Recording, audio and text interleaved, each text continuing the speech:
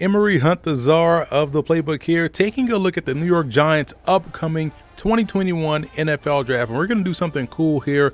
We're going to look at position by position, and today we're going to start with quarterbacks and look at possible selections or targets for the Giants on day 1, day 2, and day 3. Now, the Giants have to come into this offseason understanding what they have or don't have in Daniel Jones, and they're going to try to figure that out. Now, we saw some improvements last year, but overall, it was still a lot to be desired by the former first-round pick. So while I don't think they'll take a quarterback on day 1, which is the first round, if they were to take a quarterback, the Giants do pick at number 11, and the quarterback that I think that's most likely going to be there for them, you look at Trey Lance from North Dakota State. He gives you a lot of what Daniel Jones has: the athleticism, the ability to make things happen off script, probably more so than Daniel Jones, and he has a cannon for an arm. Now, he also gives you the luxury of not being forced to play him right away. You can allow him to sit behind Daniel Jones and see what you have in Daniel Jones this year. This is a pivotal season for him, and if he doesn't work out, then you already have your answer in waiting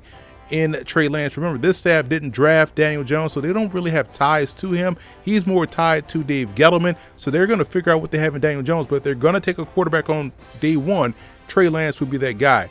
But let's say on day 2, which is the second and third rounds of the draft, and you want to get a quarterback that you can see potential in starting down the line, but definitely want to strengthen your QB2 on your roster. To me, that guy is Ian Book. You look at what he has: athleticism. That's going to be the common theme here. Guys that can do more when the play breaks down. So he has the athleticism. He has gotten better every year, and he has won a lot of games, a lot of key games. He has led Notre Dame to the playoffs twice in his career. Had a really good season this year where he improved significantly in the passing game. His game reminds me a lot of Jeff Garcia. So you get a quarterback that could be a stable number 2, but also has a track to where he can be your QB1 down the line. But let's say they want to take a quarterback on day 3. That's rounds 4 through 7. You just want to get someone in the room that you want to develop. You also can go back to where Colt McCoy went to school at Sam Ehlinger out of Texas and get him, because you look at a guy that has good athleticism.